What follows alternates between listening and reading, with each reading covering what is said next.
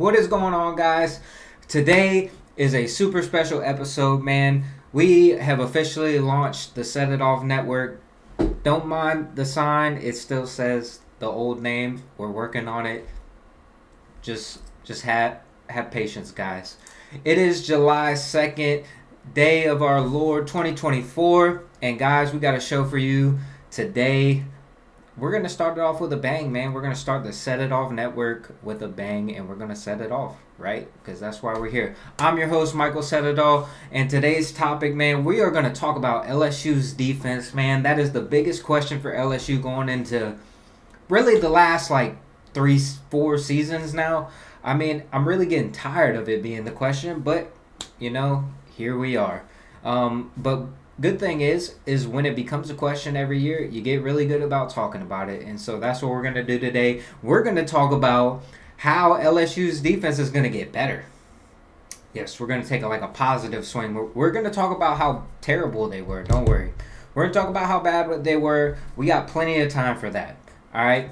But the main thing that I want you guys to take away from this video is that hopefully there's improvement, right? And speaking of improvement, if I've improved since you've last watched me and I begged you to subscribe to the channel, why would you not do it this time, right? This is me talking to you, man to man, woman to woman, child to child, elder to elder, all right? Subscribe to the channel. It's completely free. All it does is help us out, all right? And then we can continue to do what we do. I'm just a fan, just like you guys, man, talking about LSU, all right? So, do me a favor, subscribe to the channel, and that's it, really. All right? So, let's start with the bad. All right, let's start with the bad. Yeah, we always got to start with the bad, right? All right, so LSU's defense last year was terrible. All right, and that is putting it extremely, we're keeping this show kid-friendly for the time being. Can't guarantee you that when football season starts, we're going to keep it kid-friendly, but for right now, we are kid-friendly, and we are not cursing. If I curse, I'm sorry. But this defense was awful. Awful last year, terrible, whatever, hyperbole, metaphors, whatever you want to use, all right? They were bad, all right? And it started with, giving up 417 yards per game. Or how about, let's give up 70 points to Ole Miss, or however many they gave up, where, they're playing games where they got scored every single time the offense touches the ball.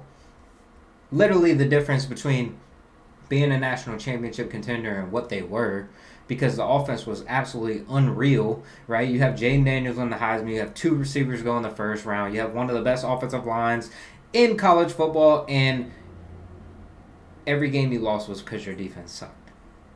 And you only lost 3 games. You lost to Florida State. The defense made me believe that they were good in the first half of that Florida State game. And then they completely shit the bed. Florida State, damn, I cursed. Wow. We didn't even make it 5 minutes. All right. Anyway, the second half was complete you-know-what show. All right. They scored every single possession. Florida State scored on every single possession in the second half, all right? And then they don't get it cleaned up, all right? They just continue to win games because of their offense. They win the game at Missouri, and then you lose to Ole Miss, right? Because you gave up 1 million points that game. You gave up 400 million yards of offense and broke the LSU record, right? That's always nice, It's good to break records, right? Just don't tell people that they were bad records, right? Broke the record for how many points or how many yards you allowed in a single game. So Matt House always had that to hang his hat on. He did break records at LSU. Not many coaches can say that. All right.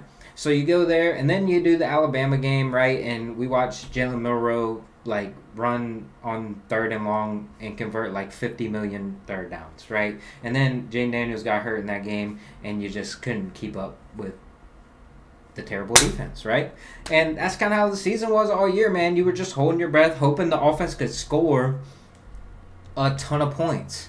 And that happened 10 times, right? And so it happened a lot, But we're going to talk about how that defense gets better. All right. So some of the numbers we're going to talk about are some of the most important numbers that you're going to need to focus on this year.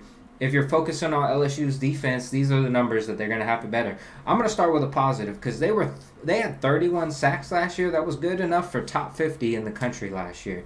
All right. So you lose a guy like Mason Smith on the defensive line. All right. You hopefully improve. You lose a guy like Ovi Agofu, who was a big part of that team later on down the stretch. But you get guys like Deshaun Womack in there. You got Big Tank, my man Jacoby and Guillory in there. You got a couple bad pass rushers. You got a guy like Savion Jones in there.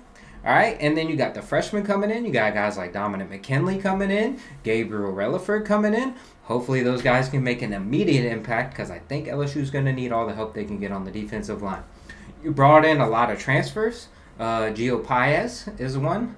I can't remember the kid's Suggs kid. I don't know how to pronounce his first name, so we're not even going to attempt. Javar Suggs. We're going to go with Javari Suggs. All right. So you bring a guy like that in to hopefully bolster this defensive line, give you a little bit more depth, right? Last year, it was no secret. You were terrible on third down, 114th in the country bad. Yeah, there's only 129 FBS teams, I think. You were 45. You gave up 45% of the third downs, which is not good. It's good enough for 114th. So they did do that. 417 yards per game is not going to cut it. 6.14 yards per play. Like, that's how many yards people are getting each time they snap the ball. That's not how, that's including sacks. That's including everything. 6 yards. You're almost giving up first down every two plays. Well, you are giving up a first down every 2 plays. You were 109th in red zone defense. You were awful at that. So you gave up 41 out of the 46 times you gave up points in the red zone.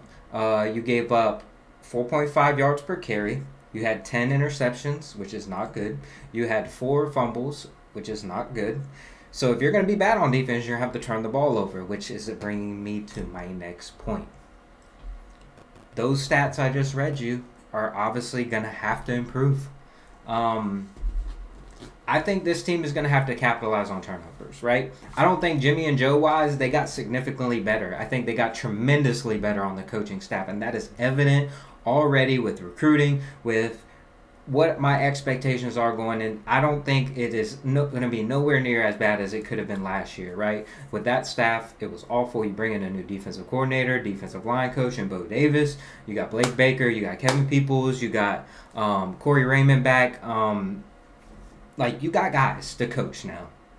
Like, that's a real thing. So now it's more the Jimmy Joe's thing, right? And you're kind of hoping guys develop because you didn't go out there and you didn't grab high-profile guys out there. You got a guy like Jordan Gilbert, a U-High kid that hopefully can boast that secondary. You got a guy like Major Burns returning, a veteran guy like Sage Ryan returning. But I got a feeling, man, this thing is going to have to rely on freshmen stepping in there. A guy like P.J. Woodland stepping up. A guy like Ashton Stamps, who didn't play a whole bunch last year. But he's going to have, like, if I had to pick today, like, those 2 guys would probably be your starting corners. And that's not ideal, right? Going up against the guys that they're going to have to go up with. But that's the hand you're dealt. Coach Kelly said it last year. Like, you can only play the players you have on the roster. This isn't the NFL. There's no trades. There's no nothing like that. And you really didn't do a great job of going to get talent in those departments. So you're going to rely on your coaching staff. You're going to rely on the players you already have to get better. And I think they're going to get better because I think the coaching staff is going to make this team better. Like, even if they're half as good, like half as good as they were last year, or half as better. It was a better way to say that, I guess, right? You were probably like 80th in total defense. If you can get that number in the 60s, in the mid 50s, like, this team can compete for a championship. And then we're going to talk about the offense, right? And how good they are. And you have chances to win games. But a defense that doesn't have the guys has to capitalize on opportunities, right? You have to get turnovers, you have to force fumbles, you have to do things. You almost have to play it like a risk reward type situation. Like you're going to give up yards. Like it's just today's college football, right? Like every team is giving up yards. It's about who can get stops on third down and then who can get turnovers. Like if you can turn the ball over a couple times a game and swing the game in some way, right? You really handcuff how defenses play nowadays because you have an offense that is going to continuously put pressure on guys. So there's always that element that LSU has that card in their deck, right? Where if they get in front by a couple touchdowns, it really puts the pressure and forces other teams into mistakes, which could up that turnover number, which is what we're kind of hoping here. But I want to go back to another point. Like it's the true freshmen. I really think the true freshman class is going to be the guys that are the ones that change the way defense is played at LSU, right? It does start with the coaching staff, absolutely, but you get a guy like Dominic McKinley in there, a 5-star from Acadiana, like in your backyard, kid wanted to play for LSU, like you get him in there, and you get a guy like we talked about, Gabriel Rutherford, like those two guys can make an immediate impact on this football team and become stars at LSU, kind of like what you hoped was Mason Smith and Jaquelin Roy kind of combination there, where those two guys were like the future of the D-line, and it just never kind of panned out for either one of them.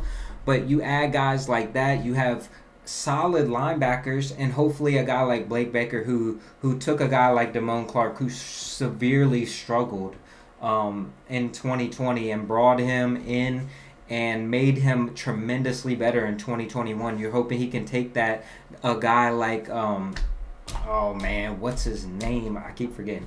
Not Whit Weeks. Oh my God, Greg Penn. A guy like Greg Penn, who's extremely athletic, and you saw flashes of him being good, but it just hasn't clicked with him. And hopefully, the right mindset comes in. You have a guy like Bo Davis, who is regarded as one of the best D-line coaches in the entire country. You have a guy like Kevin Peoples coming in, who coaches the edge rushers, who was tremendously sought after in the offseason and took a job on your staff when he could have been a defensive line coach. He could have been a DC somewhere. He could have stayed in Missouri, but instead he decided to follow Blake Baker and come here and work with the edge rushers. So you're hoping you can get better in that department, and I really think Blake Baker is the next up-and-coming DC in the industry. You hear it from a lot of people how highly regarded he is, and I think that's going to show. You saw what he did at Missouri, and you saw what he's done at LSU, right? A guy that struggled when he was at Miami, took a lesser role at LSU, built his name back up, worked hard, and got back into this position, and a guy who wants to be here. I think that's another most important thing. This isn't a guy like Matt House, who's been in the NFL, who can coast around. Like, this guy wanted to be here. He made the decision to uproot a good situation and leave and come to LSU, and I think that means a lot. I think recruiting is going to take off because of it. I think you add a guy like Corey Raymond coaching the secondary again. As far as technique-wise, he's one of the best in the business. Now, I don't want you guys to severely judge him because, like I said, man, this team doesn't have the guys that the 2011 defense had, right? Like, you don't have star players lined up across your defense where you can just say, go out there and play football. This is gonna be one of the toughest coaching jobs that the entire defensive staff has ever had in their probably lives since they were coming up in the industry. But the potential is there, man. Like, you have guys with talent. You have incoming freshmen that can give you good playing time. And, man, if they can grow up quick, LSU has the potential to be a playoff team. It is all going to come down to what their defense looks like. And if you guys are just like me, man, you're just hoping for the best at this point. I think they're going to improve tremendously. But it is also one of those things, man, we're just going to have to wait and see where this thing takes us. So that's all I got today for you guys, man. I hope you guys enjoyed this episode of Set It Off, man. If you're not already subscribed to the channel, man, and like I said, we've rebranded to the Set It Off Network. Follow us on Instagram, Twitter, well, X and TikTok and all that other good stuff, man. Like I said, we've rebranded, so it's going to look a little different. We're still covering recruiting. We're still covering everything LSU, man. So if you guys could give us a shout out and follow us on all that stuff, man, and go ahead and subscribe to the channel, man. You'd be doing us a huge favor. Y'all have a great rest of y'all's week, man. I will see you guys next time.